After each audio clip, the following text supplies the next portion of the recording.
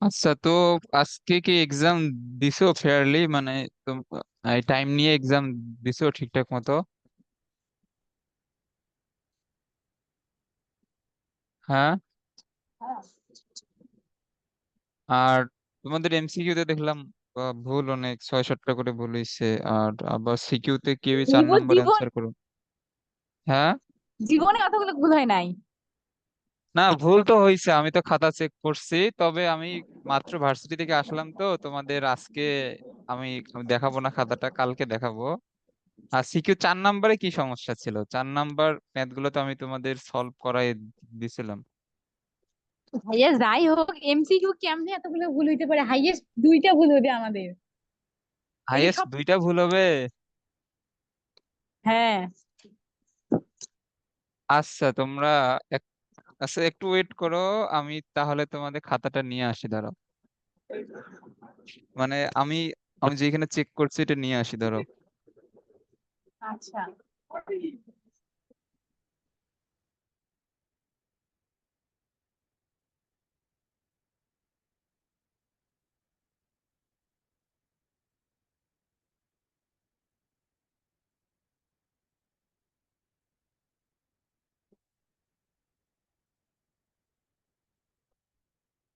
আচ্ছা দাঁড়াও, আমি তোমরা যে অ্যান্সার গুলো জমা দিছো, আমি ওইগুলা নিয়ে আসি।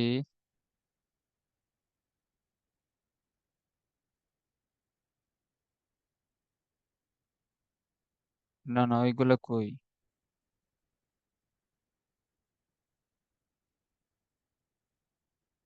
উম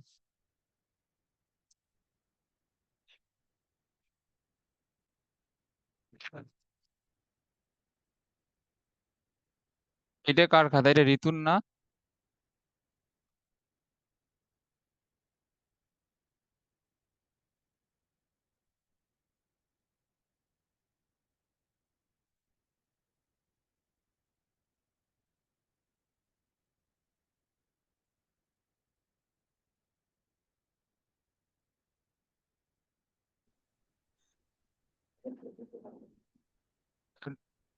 দেখো, এ এটা কার খাতা? এটা ঋতুর খাতা না?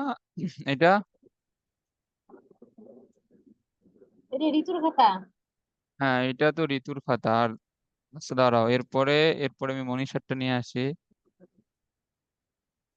উম, উম, তোমাদের নাকি 1-2টা নাকি ভুল হয়েছে, তো আমি কি ইচ্ছা করে তোমাদের নাম্বার কম দিছি নাকি? কনফার্ম আমাদের হ্যাঁ, 26-টা। কনফার্ম। কনফার্ম। আচ্ছা দাঁড়াও, আমি তোমাদের বলতেছি। তোমাদের 3-এর নাম্বার দুইজনেরই ভুল হয়েছে, সিকিউ। ওইটাতে আমি 0 দিয়ে দিছি দুইজনকেই।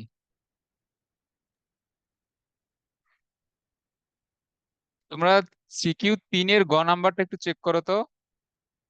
3-এর, হ্যাঁ, নাম্বার আমাদের মানে যেখানে ডি এর মান বের করতে বলছে। তোমরা প্রশ্ন পড়ছো ঠিক মতো?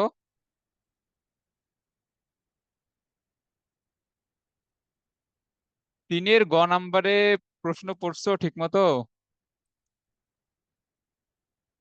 ওইখানে কি মুক্তি বেগ বলা আছে নাকি বেগ বলা আছে?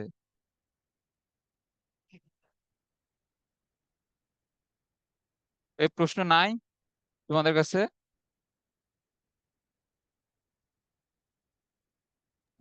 আছে। হ্যাঁ, তো ওইখানে যে আমাদের একটা বেগের মান দেয়া আছে প্রশ্নে, ওইটা কি মুক্তি বেগ নাকি শুধু বেগ?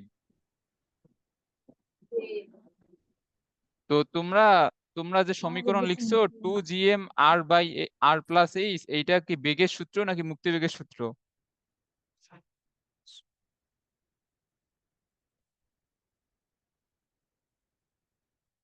বলো।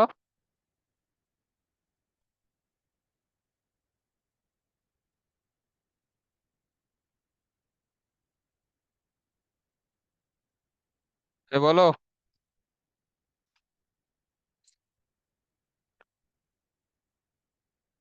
ঋতুর ভুল হইছে 1 নাম্বার, এরপরে 9 নম্বর, এরপরে 10, এরপরে 12, এরপরে 21, এরপরে 22, এরপরে 23। তো ঋতুর ভুল হচ্ছে 60টা, আর মনীষার ভুল হইছে 6টা। মাইরি।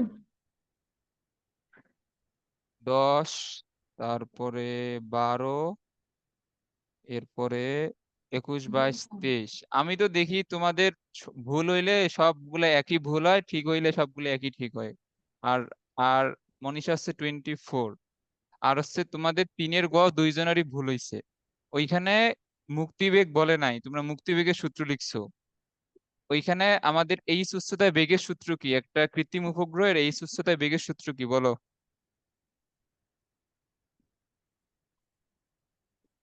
এই বলো। হ্যাঁ, এই উচ্চতায় একটা কৃত্রিম উপগ্রহের বেগের সূত্র কি?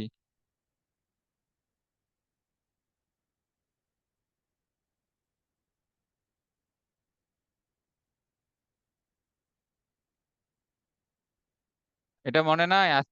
আজকে পরীক্ষা দিলা, আজকে মনে নাই?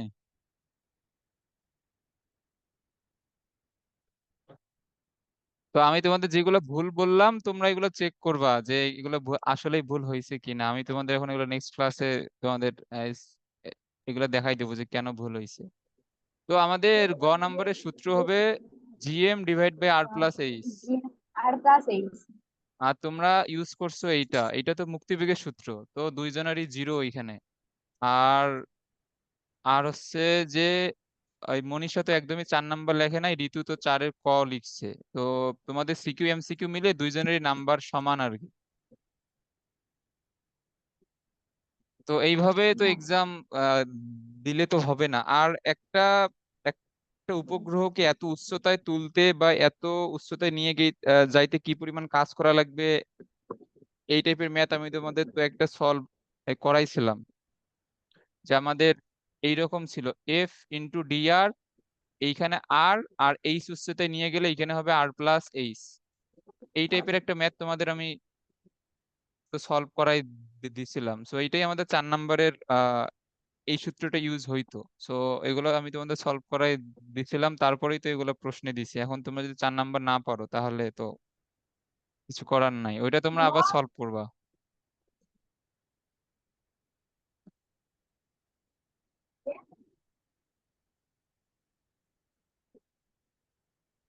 আর সিকিউ ঋতু তো মনে হয় 3-এর ঘ নম্বরও তো মনে হয় অ্যান্সার করে নাই, আমি ঠিক মতো আমার মনে নাই। দাঁড়াও একটু দেখি। করি নাই। ঋতু অ্যান্সার করছে 3-এর গ।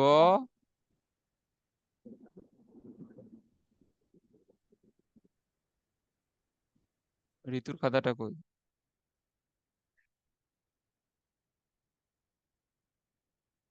আর 3-এর গ নম্বর, 3-এর ঘ অ্যান্সার করে নাই, তারপর 4-এ শুধু ক নম্বর লিখছো কেন? 3-এর ঘ নম্বর কি অ্যান্সার করার মতো ছিল না? এই এই মোবাইল নেটওয়ার্ক আর এই টেলিভিশনের জন্য কোন উপগ্রহ উপযোগী? আমি তো এটা তোমাদের ক্লাসের মধ্যে বলি নাই যে এটা আমাদের কৃত্রিম, সরি, ভূস্থির উপগ্রহ হওয়া লাগবে, তাহলে পৃথিবীর সাথে তাল মিলাইতে পারবে। এবং এই আমাদের টেলিভিশন, মোবাইল নেটওয়ার্ক, আমরা আমরা যে কল দেই বা এই পৃথিবীর সাথে সরাসরি সবকিছু এই যোগাযোগ রাখতে গেলে সেটাকে ভূস্থির উপগ্রহ হইতে হবে। আমি তোমাদের এগুলো বলছিলাম। তো এই প্রশ্নটা না পারার তো কোনো কারণ ছিল না। আচ্ছা, যাই হোক, তোমরা যদি প্রশ্নে আরো কোনো সমস্যা থাকে তোমরা ওগুলো নিজেরা সলভ করবা। আর এমসিকিউ তে কোন কোন জায়গায় ভুল হয়েছে আমি তোমাদের ওগুলো নেক্সট ক্লাসে বলে দেবো। আর আমরা এখন বলতে পারবো। কোনো অত কথা নেই। সরি। কিছু বললা? আর বলবো না। না না না। আচ্ছা, তোমাদের প্রশ্ন নিয়ে আর কোনো আহ যদি কোনো এই কথাবার্তা থাকে তোমরা বলতে পারো। এখন না, বলবো। তো এই প্রশ্ন তো বেশি হার্ড আমি দেই নাই, প্রশ্ন সহজই ছিল এবং সব ম্যাথ তোমাদের সলভ করানো হয়েছে। সিকিউ নাম্বার 1, 2, 3 তো খুবই সহজ ছিল। 4 নাম্বারটা একটু টাফ দিছি, বাট এমন যে না এগুলো আমি তোমাদের সলভ করাই দেইনি, আমি তোমাদের সলভ করাই দিছিলাম। এগুলা সবকিছু জন্যই আমি তোমাদের প্রশ্নে দিছি। আচ্ছা, যাই হোক, তবে 4 নাম্বার সৃজনশীলের মতো প্রশ্ন তোমাদের এইচএসসির সৃজনশীলে আসার সম্ভাবনা খুবই কম। ওইখানে এই যে আমাদের ভূস্থির উপগ্রহ বা আমাদের এইচ উচ্চতায় জি এর মান, এইচ গভীরতায় জি এর মান, তারপর ল্যামডা অক্ষাংশে জি এর মান, বা আমাদের মুক্তিবেগের এই রিলেটেড যেগুলা আমাদের সিকিউ আছে, এগুলোই আমাদের এইচএসসি তে নর্মালি আসে। তবে 4 নাম্বার সিকিউটা পারতে হবে, কারণ এই টাইপের ম্যাথ আমি তোমাদের সলভ করাই দিছি। যদি একটা আনকমন সৃজনশীল চলে আসে তাহলে ওই টাইপ থেকেই আসবে। এবং আমি এখানে বিভব এবং প্রাবল্যের কোনো সৃজনশীল দেই নাই, কারণ এগুলো আমাদের সাধারণত সৃজনশীল আসে না। তবে আমি তোমাদের বিভব এবং প্রাবল্যের অনেকগুলো ম্যাথই সলভ করাই দিছি, ওইগুলো ভালোভাবে পারতে হবে, কারণ এই এই টাইপ থেকেও সৃজনশীল চলে আসতে পারে বিভব এবং প্রাবল্য থেকে। এবং তোমাদের আমি যে লেকচারের পিডিএফটা তোমাদের দিয়ে দিছি, ওইখানে দেখবে যে অনেকগুলো ম্যাথ আছে যেগুলো আমি তোমাদের পড়াইছিলাম, ওইগুলো আবার রিভিশন করবা, বিভব প্রাবল্য। আচ্ছা, তো কালকে আমাদের ইয়া পর্যন্ত হয়েছিল যে নিউটনের গতিসূত্রের সীমাবদ্ধতা, এগুলা তোমাদের না বুঝারই কথা, যে আমাদের ভর কিভাবে চেঞ্জ হয় এবং আমাদের অজড় প্রসঙ্গ কাঠামো কি বা জড় প্রসঙ্গ কাঠামোই বা কি, এগুলা আমরা সেকেন্ড পেপারে গিয়ে ভালোভাবে বুঝবো। মডার্ন ফিজিক্স বা আধুনিক পদার্থবিজ্ঞান নামে একটা চ্যাপ্টার আছে, ওইখানে গিয়ে। তো এগুলো আমাদের আপাতত না বুঝলেই হবে, তোমরা এই জিনিসটা মুখস্থ করিও, কারণ এটা খ নম্বরে আসতে পারে যে নিউটনের গতিসূত্রের সীমাবদ্ধতা সমূহ ব্যাখ্যা করো। আচ্ছা, তো আজকে আমাদের এই চ্যাপ্টারেও আমাদের কিছু জিনিস, তো আমরা তো এই আমরা প্রাবল্য সম্পর্কে তো পড়ছি, এবং আমাদের এই চ্যাপ্টারও প্রাবল্য নিয়ে জাস্ট আমাদের কিছু এই সংজ্ঞামূলক কিছু কথাবার্তা বলা আছে। তো প্রাবল্য কি বলো, তোমরা বলো দেখি, তোমাদের পড়াইছিলাম।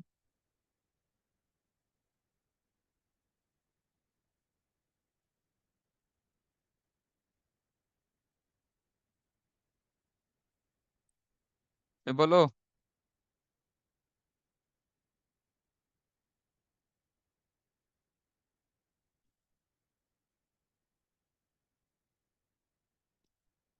কি হলো, তোমরা আমার কথা শুনতে পারতেছো না?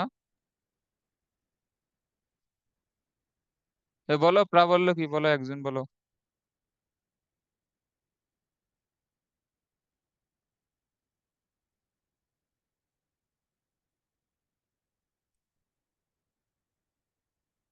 কি তোমরা শুনতে পারতেছো না নাকি বলতে পারতেছো না, কোনটা?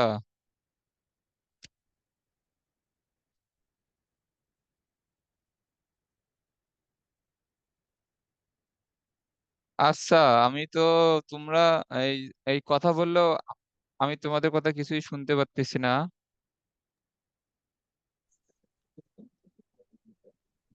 আচ্ছা, আমি বলি, আমাদের প্রাবল্য কি ছিল? প্রাবল্য হচ্ছে আমাদের কোন একটা ক্ষেত্রের মধ্যে যদি আমরা একক ভরের একটা বস্তু নিয়ে আসতাম, তাহলে ওই বস্তুটা যে আকর্ষণ বল লাভ করতো তাকে আমরা মহাকর্ষ প্রাবল্য বলতাম। বাট আমাদের এইখানে আরো এক ধরনের প্রাবল্য আছে, সেটা হচ্ছে তড়িৎ প্রাবল্য।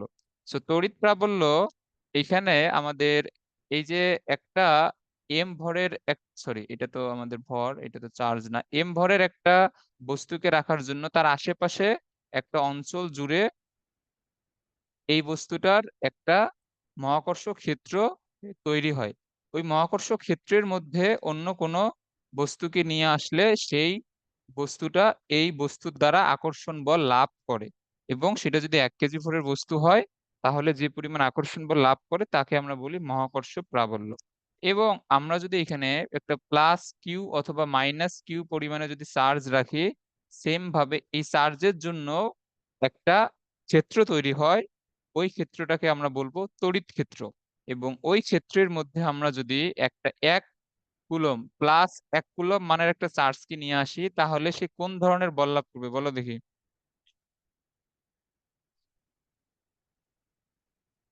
বলো,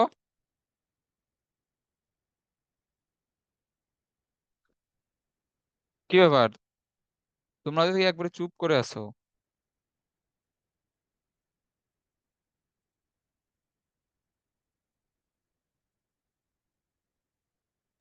আনমিউট করে বলো, আনমিউট করে বলো। যে আমাদের একটা পজিটিভ চার্জের তড়িৎ ক্ষেত্রে একটা পজিটিভ চার্জ নিয়ে আসলে সেটা কোন ধরনের বল লাভ করবে, আকর্ষণ ধর্মী নাকি বিকর্ষণ ধর্মী? বিকর্ষণ। হ্যাঁ, এইটা আমাদের বিকর্ষণ ধর্মী বল লাভ করবে। তো এই যে এইখানে এই যে প্লাস কিউ পরিমাণ চার্জের, তো প্লাস কিউ এর মান তোমরা মানে জানো না, এটা আমাদের এই যে এম কেজি ভরের মতো, এইখানে 1 কুলম্ব চার্জকে নিয়ে আসলে এইটা আমাদের বাইরের দিকে একটা F1 পরিমাণ বিকর্ষণ বল লাভ করবে, এইটাকে বলা হয় আমাদের তড়িৎ প্রাবল্য। আবার একটা যদি তোমরা মাইনাস কিউ কুলম্ব চার্জকে নিয়ে আসো, তাহলে এ একটা আকর্ষণ বল লাভ করবে। সো এইটা আমাদের একটা একক একক ধনাত্মক চার্জ কে মানে একক পরিমাণ চার্জকে নিয়ে আসলে সেটা যে পরিমাণ বল লাভ করে সেগুলো হচ্ছে আমাদের প্রাবল্য। সো মহাকর্ষ প্রাবল্যের ক্ষেত্রে আমাদের হচ্ছে যে আমাদের ভরের হিসাব, এবং তড়িৎ প্রাবল্যের ক্ষেত্রে আমাদের চার্জের হিসাব। সেম ভাবে আমরা একটা যদি চুম্বক পদার্থ রাখি, সে চুম্বক পদার্থের মধ্যেও একটা চুম্বক ক্ষেত্র তৈরি হয়। ওই ক্ষেত্রের মধ্যে আর একটা চুম্বক চুম্বক এই পদার্থ বা একটা আমাদের এই ধাতব জাতীয় কোনো পদার্থ নিয়ে আসলে সেটা চুম্বকের দ্বারা অবশ্যই আকর্ষিত হবে। ওই ক্ষেত্রটাকে বলা হয় চুম্বক ক্ষেত্র। তো আমাদের মহাকর্ষ প্রাবল্য আমাদের কি ছিল? F/m ছিল না এটা? তোমাদের সূত্র মনে আছে?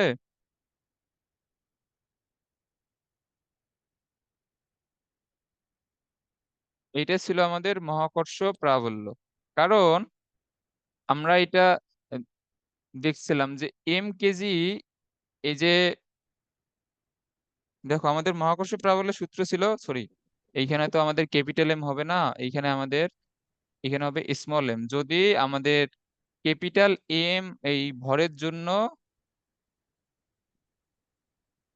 আমরা এম ভরের একটা বস্তুকে নিয়ে আসলে সেটা আমাদের কি পরিমাণ বল লাভ করবে? এম জি পরিমাণ। তাহলে 1 কেজি এই এই ভরের একটা আমাদের বস্তুকে নিয়ে আসলে কি হবে, না সরি, এটা যদি এফ পরিমাণ বল লাভ করে তাহলে 1 কেজি ভরের একটা বস্তুকে নিয়ে আসলে এটা হবে F/m। এটাকে আমরা বলতাম মহাকর্ষীয় প্রাবল্য। সরি, হ্যাঁ, এটা ছিল আমাদের মহাকর্ষীয় প্রাবল্য। আর আমাদের তড়িৎ প্রাবল্য কি? আমাদের তড়িৎ প্রাবল্য হচ্ছে যে যদি প্লাস কিউ কুলম চার্জকে নিয়ে আসলে এফ বল লাভ করে, তাহলে 1 কুলম চার্জকে নিয়ে আসলে কি কি বল লাভ করবে? F/কিউ। এইটা হচ্ছে আমাদের তড়িৎ প্রাবল্য। সো আমাদের তড়িৎ প্রাবল্য নিয়ে আমাদের এখনই পড়াশোনা নাই, এটা আমরা পড়বো স্থির তড়িতে সেকেন্ড পেপারে।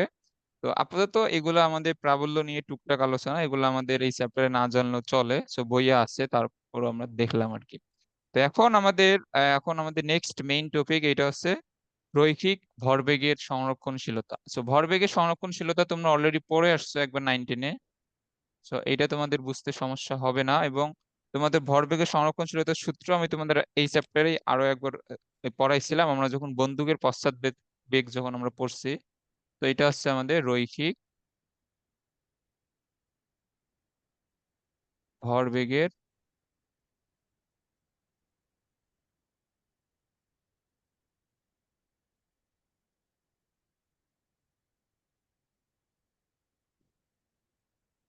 রৈখিক ভরবেগের সংরক্ষণশীলতা আছে।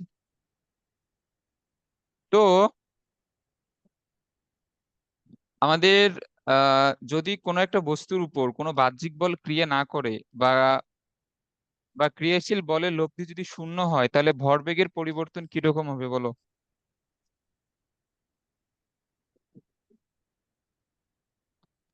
শুনতে পাই নাই, আরেকবার। বললাম যে কোনো বস্তুর উপর যদি বাহ্যিক কোনো বল ক্রিয়া না করে, অথবা বল ক্রিয়া করলেও যদি ক্রিয়াশীল বলগুলো লব্ধি শূন্য হয়, তাহলে ওই বস্তুটার ভরবেগের পরিবর্তন কিরকম হবে?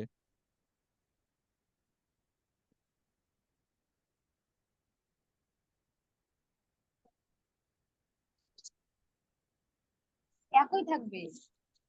একই থাকবে?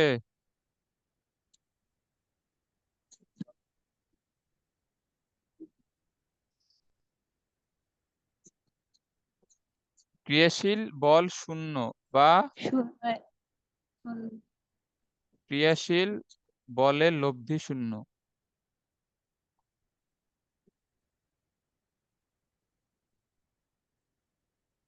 তো আমরা এটাকে কি দ্বারা প্রকাশ করতে পারি? Summation of F is equal to zero. তো সামেশন অফ এফ ইজ এইটা ইকুয়াল টু যদি জিরো এইখানেতে হয়, তাহলে এইখানে ভরবেগের পরিবর্তন আহ, কি হবে? জিরো হবে। নিউটনের গতির দ্বিতীয় হ্যাঁ, সূত্র জিরো হবে। মনে নাই? সো আমাদের ভরবেগের পরিবর্তন কার উপর নির্ভর করে? প্রযুক্ত বলের উপর। তো প্রযুক্ত বল যদি না থাকে তাহলে ভরবেগের কি কোনো পরিবর্তন হবে? না।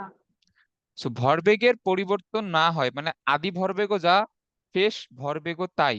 তাহলে ভরবেগের চেঞ্জটা মানে আদি ভরবেগ মাইনাস শেষ ভরবেগ, এইটাই তো ভরবেগের পরিবর্তন। সো ভরবেগের পরিবর্তনটা তাহলে কি হবে, জিরো হবে না? হ্যাঁ। বুঝছো আমার কথা? হ্যাঁ, বুঝছি। হ্যাঁ, তাহলে এখানে আমাদের ভরবেগের পরিবর্তন কি হবে, ভরবেগের পরিবর্তন হবে জিরো। তো ভরবেগের পরিবর্তন জিরো মানে আমরা এখান এটাকে বলতে পারি যে ভরবেগ সংরক্ষিত থাকে, মানে ভরবেগের কোনো চেঞ্জ হবে না।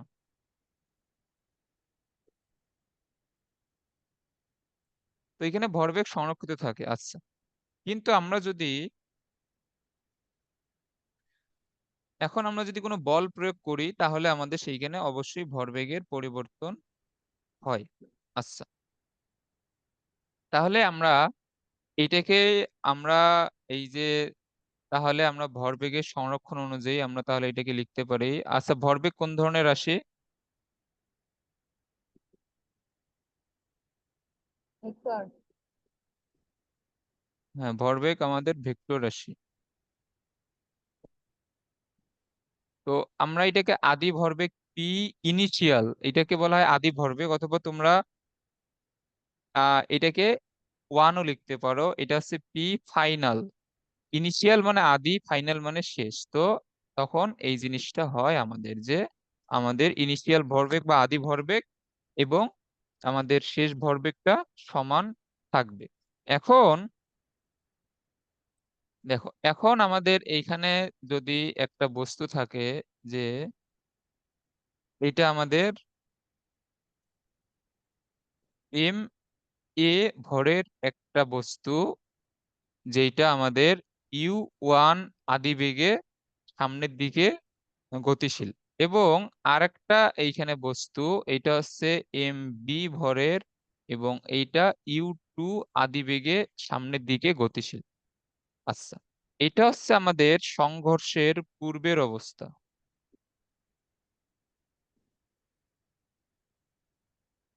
So, এটা হচ্ছে আমাদের সংঘর্ষের আদি অবস্থা। তো এখন এরা যখন সংঘর্ষে লিপ্ত হবে, এ এইদিকে যাইতেছে, ধরো এখন এরা এইখানে এসে সংঘর্ষে লিপ্ত হইলো, যে একটা আরেকটাকে গিয়ে ধাক্কা দিবে। আচ্ছা, তোমরা একটা জিনিস এইখানে বলো তো, যে এইখানে সংঘর্ষ হইতে হলে এখানে কি শর্ত এখানে মানতে হবে? এখানে যদি সংঘর্ষ হইতে হয় তাহলে ইউ ওয়ান বড় হবে নাকি ইউ টু বড় হবে বলো? ওয়ান। হ্যাঁ, ইউ ওয়ানটা আমাদের বড় হবে, এটা আমাদের একটু জেনে রাখতে হবে। তাহলে সংঘর্ষ হইলে এই যে এম এ ভরের বস্তুটা এই যে বি ভরের বস্তুটাকে এই দিকে একটা বল প্রয়োগ করবে সামনের দিকে। এটা আমরা ধরে নেই যে এটা হচ্ছে বি ভরের বস্তুর উপর ক্রিয়াশীল বল এফ বি। আর তাহলে বি ভরের বস্তুটা নিউটনের থার্ড ল অনুসারে এম এ ভরের বস্তুটাকে বিপরীত দিকে একটা সমান পরিমাণ বল প্রয়োগ করবে, এটা হচ্ছে এ ভরের বস্তুর উপর ক্রিয়াশীল বল এফ এ। বুঝতে পারছো? এটা বুঝছো? হ্যাঁ, বুঝছি। আচ্ছা, তাহলে এখন এরা এখন এটা হচ্ছে সংঘর্ষের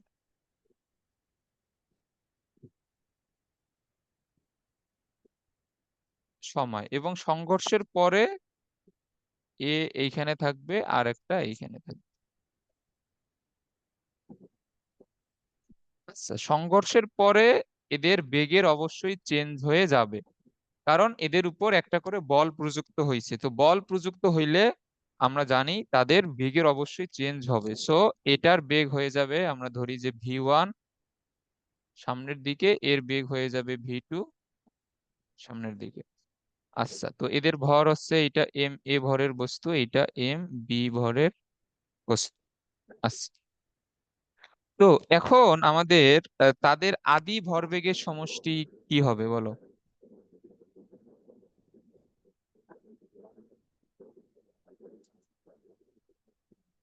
আদি ভরবেগের সমষ্টি M1 U1 plus M2 U2। হ্যাঁ সরি, আমরা এখানে, আচ্ছা আমরা এম এ এম বি, আচ্ছা আমরা এখানে এম এ দিয়েই লিখি, তাহলে আমাদের বুঝতে সুবিধা হবে। তাহলে এখানে আবার এইখানে ঝামেলা হয়ে যায় না? আচ্ছা দাঁড়াও, আমি এইখানে এইগুলা তাহলে মুছে দিই, দাঁড়াও। আমরা এইখানে M1 M2 লিখি, তাহলে আমাদের বুঝতে সুবিধা হবে। তাহলে এখানে হচ্ছে এটা আমাদের M1, এটা M2, এটা M1, এটা M2, এটা M1, এটা M2। তাহলে এখানে হবে আমাদের M1U1, আর এটা হবে আমাদের M2U2। বাট আমরা এটাকে ভেক্টর ফরম্যাটে লিখবো, তাহলে আমাদের এখানে ভেক্টর ফরম্যাটে লিখলে ইউ এর উপরে ভেক্টর চিহ্নটা করে দেয়া লাগবে, কারণ বেগ আমাদের ভেক্টর রাশি। আচ্ছা তাহলে এখন আমাদের শেষ ভরবেগের সমষ্টি এখানে তাহলে কি হবে? শেষ ভরবেগের সমষ্টি, তোমরা এগুলো 19-এও পড়ছো, বাট তখন আমাদের এই যে ভেক্টর রূপগুলো ছিল না, কারণ তখন তোমরা ভেক্টর সম্পর্কে হ্যাঁ। কিছুই জানতা না। তো এখানে হবে আমাদের M2 V2, M1। হ্যাঁ। সরি হ্যাঁ, M1 V1 M2 V2। আচ্ছা একটু উল্টা হয়ে M2 গেছে, V2। সমস্যা নেই। তো এগুলা তোমরা অলরেডি জানো। আচ্ছা, তো এখন, আচ্ছা যা আমি দিব। আচ্ছা তো এখন আমাদের এইখানে কি হবে, ধরো যে এই যে ধাক্কার সময় এ বস্তুটা বি বস্তুর উপর কোন বলটা এইখানে এই ক্রিয়া করে? হ্যাঁ। দেখো এইখানে আমাদের এ বস্তুর উপর কোন বলটা এইখানে এই ক্রিয়াশীল, বলো এ বস্তুর উপর কোন কোন বলটা ক্রিয়াশীল? এ আস বস্তু।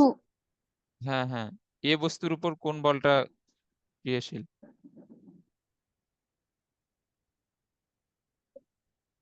এফ। চিত্র দেখে বলো। F হ্যাঁ F আচ্ছা দাঁড়াও, আমি তোমাদের এখানে একটা জিনিস লিখে দেই, তাহলে তোমাদের বুঝতে সুবিধা হবে। আমাদের সংঘর্ষের সময়কাল,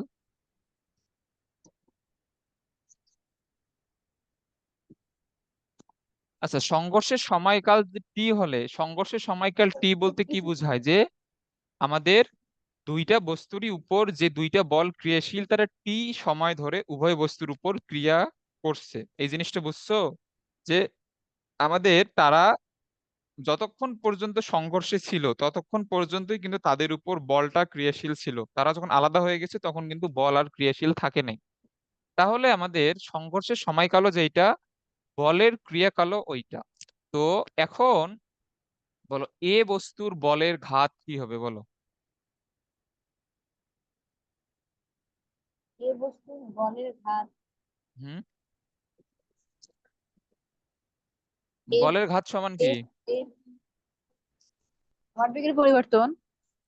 মানে আমাদের একটা সূত্র আছে না, F × T। So F. আমাদের, হ্যাঁ। তাহলে এ বস্তুর ভরবেগের পরিবর্তন কোন বলের জন্য হবে এখানে বলো তো? F হ্যাঁ F তাহলে এখানে আমরা লিখবো F সময়কাল টি। ইন তাহলে বলের ঘাত সমান টি কি? ভরবেগের পরিবর্তন। তাহলে আমাদের, পরিবর্তন। তাহলে ওয়ান মানে, আচ্ছা F এখানে তো আমরা A B তো আমরা মুছে দিলাম, তাহলে আমরা কি 1 2 দিয়ে লিখবো? হ্যাঁ 1 2 দিয়ে লিখি। আচ্ছা দাঁড়া, এখানে একবার AB দিয়ে লিখে ঝামেলা হয়ে গেছে, তাহলে এখানে 1, এইখানে 2। তাহলে আমাদের এইখানেও হবে 1, তাহলে এখানে হবে, আমরা দিব 1। তাহলে F1 T সমান কি হবে? F1 T সমান আমাদের এই যে আমাদের প্রথম বস্তু, আচ্ছা আমরা এটাকে A বলি, এটাকে B বলি। সো এটা আমাদের A বস্তু, এটা B বস্তু, বাট আমরা এখানে 1 2 দিলাম, এটা A বস্তু, এটা B বস্তু, তাহলে আমাদের লিখতে সুবিধা হবে আর কি। তো আমাদের এইখানে তাহলে A বস্তু বা প্রথম বস্তুর ভরবেগের পরিবর্তনটা কি বলো?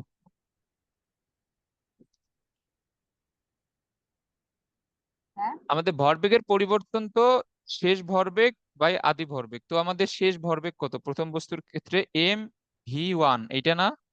এম। আর আদি ভরবেগ, হ্যাঁ। সরি M1 V1, আর আদি ভরবেগ হবে M1 U1 এইটা। M1 U1। আচ্ছা তাহলে আমাদের F1 সমান এখানে আমাদের কি হবে?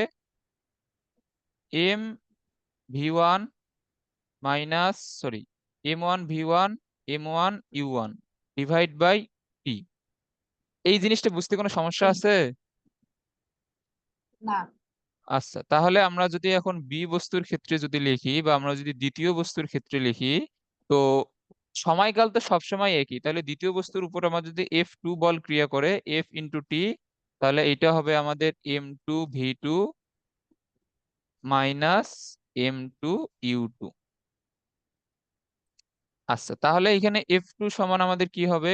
F2 সমান হবে আমাদের M2 V2 M2 V2 minus minus m M2 U2। Two u two by t. হ্যাঁ, বাই টি। সময় কিন্তু দুইজনের ক্ষেত্রেই একই, এই জিনিসটা তোমাদের ভালোভাবে বুঝতে হবে। আচ্ছা, এরপরে, আচ্ছা দাঁড়াও 1 মিনিট। হ্যাঁ, তাহলে এখন আমাদের বলো, এইখানে তো এই যে এই দুইটা বস্তু যে এইখানে ছিল, F2 ছিল এই দিকে, F1 ছিল এই দিকে। তো দুইটাই আমরা ভেক্টর ফরম্যাটে লিখছি। তো দুইটাই যদি আমাদের পরস্পর বিপরীত দিকে হয়, দুইটা যদি সমান হয়, তাহলে আমরা এটাকে কিভাবে লিখতে পারি বলো? বুঝি নাই। শুননা। এরা F1 আর F2-র মান পরস্পর সমান না, কারণ আমরা তো জানি এই ক্রিয়া প্রতিক্রিয়া বলতে পরস্পর হুম। সমান হয়, কিন্তু দিক বিপরীত। হ্যাঁ। তাহলে আমরা এটাকে কিভাবে লিখতে পারি? F1 F1 সমান সমান মাইনাস এফ F2। টু। হ্যাঁ, কিন্তু যেহেতু ভেক্টর আকারে লিখছি, সেহেতু দিকটা অবশ্যই দিতে হবে এবং এখানে মাইনাস দিতে হবে। হ্যাঁ। বুঝছো? হ্যাঁ। তাহলে হ্যাঁ। F1 সমান আমাদের কি ছিল? M1 V1 minus M1 U1 M divide by one T. U one by এইখানে ছিল আমাদের টি। ভেক্টর। আচ্ছা, এরপরে F2 সমান কি ছিল আমাদের? M2 V2 minus M2 U2 divide by টি। এইখানে ছিল আমাদের ভেক্টর। তাহলে টি টি বাদ। তাহলে দেখো এইখানে আমাদের M1 V1 minus M1 U1,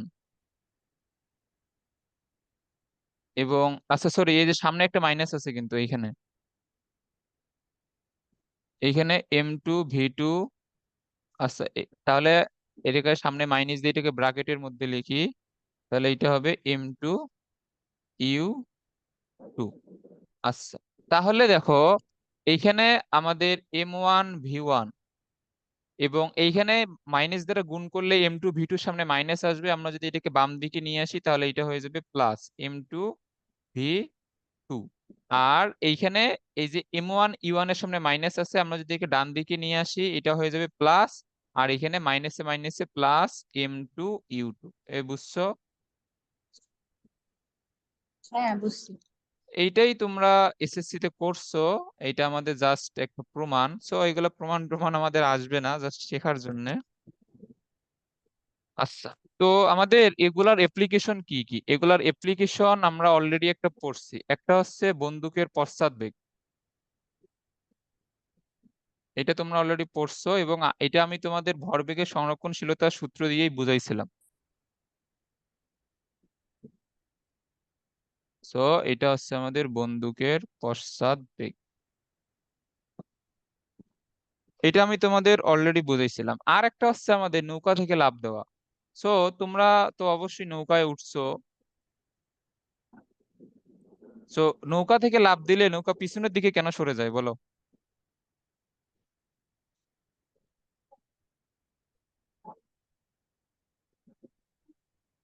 প্রতিক্রিয়া বল।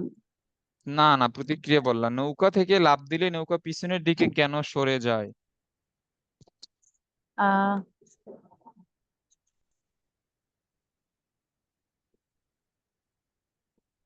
দেখো, আমরা ধরো যে এটা আমাদের নদী। সো এইখানে এই যে নৌকা, তো এখানে নৌকার উপর একজন এইখানে আসা, এই ধরে নাও লোক, এই লোকটা আমাদের সামনের দিকে ভি বেগে লাফ দিবে। সো যখন লাফ দেওয়ার আগে, দেখো আমাদের লাফ দেওয়ার আগে আমাদের মোট ভরবেগ কি ছিল বলো? লাফ দেওয়ার আগে মোট মোট ভরবেগ কি ছিল? লাফ দেওয়ার আগে নৌকাও স্থির, মানুষও স্থির, তাই না? তাহলে এখানে আমাদের M1 U1 M2 U2 দুইটাই যেহেতু স্থির, মানে U1 U2 দুইটাই জিরো, তাহলে এটা কি হবে? জিরো। এবং জিরো। লাফ দেওয়ার পর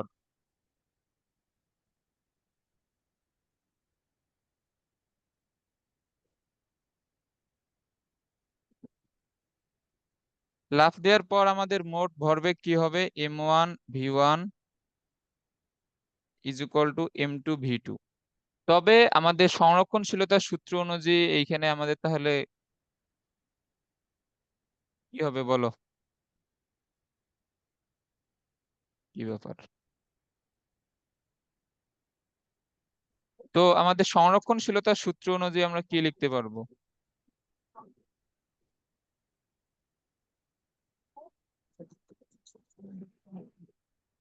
দেখো, সংরক্ষণশীলতার সূত্র মানে কি? আমাদের আদি ভরবেগের মোট সমষ্টি = শেষ ভরবেগের শেষ সমষ্টি। তাহলে আমাদের এটা ভরবেগের। সমান কি হবে? জিরো। তাহলে জি, M1 V1 = -M2 V2। আমাদের আচ্ছা দেখো, আমি এই এই এই বাকিটা লিখি উপরে। তো V2 আমাদের যদি নৌকার বেগ হয়, তাহলে V2 আমাদের কি হচ্ছে? মাইনাস হচ্ছে না? দেখো, হ্যাঁ, এই V2 মাইনাস না? হ্যাঁ, তো M1 এর দিক তোমরা যদি সামনের দিকে ধরো, তাহলে V2 র মান যদি মাইনাস আসে, সেটা কোন দিকে বুঝাবে? V1 যেই দিকে, V2 র দিক হবে তার বিপরীত দিকে। বিপরীতে। বুঝছো? হ্যাঁ, সো এইটা লিখে দিবা যে আমাদের V2 এর দিক V1 এর পিছনের দিকে, না সরি, V1 এর বিপরীত দিকে। এজন্য নৌকা থেকে লাফ দিলে নৌকা পিছনের দিকে সরে যায়, এবং আমাদের এটা হুবহু বন্দুকের পশ্চাৎবেগের মতোই। যে আমাদের বুলেটের বেগ যদি সামনের দিকে হয়, তাহলে বন্দুকের বেগ হবে পিছনের দিকে। বুঝছো?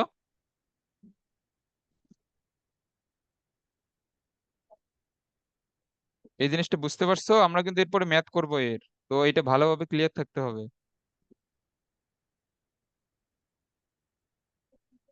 আচ্ছা, তো আমাদের এর সময় প্রায় শেষ, আমি তোমাদের আরেকটা লিংক দিয়ে দিচ্ছি, ধরো।